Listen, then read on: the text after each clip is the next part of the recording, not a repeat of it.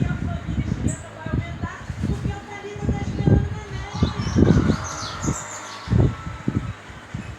Depois da Aurora, próximo neném da família esquenta já está aqui encomendado quantos meses? Ai, 3 meses. 3 meses. E o André também vai ser papai. Muito barulho pro André que vai ser papai.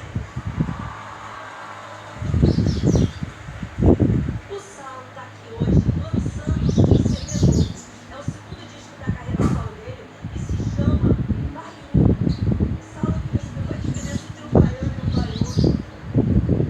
Eles são primos de som, mas o baiano foi que eu ouvi o Jornal Nacional falando de Caetano e Beto Carregal, já vi uns pagodes bacanas na Bahia.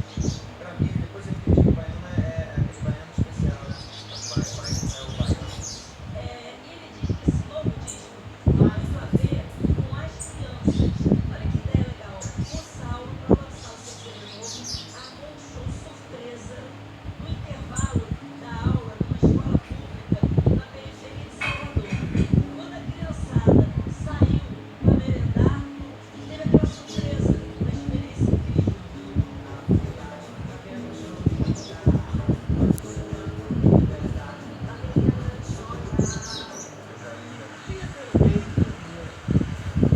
Gente, agora eu quero pedir o Saulinho para cantar uma música do disco novo, em homenagem a todas as crianças do Brasil, e que todas elas tenham as mesmas oportunidades lindas que essas crianças estão tendo aqui. Que todas elas tenham pelo menos uma chance de brilhar, de crescer e de viver esses seus momentos de querer com muita alegria. Hereditores. No meio. Quando?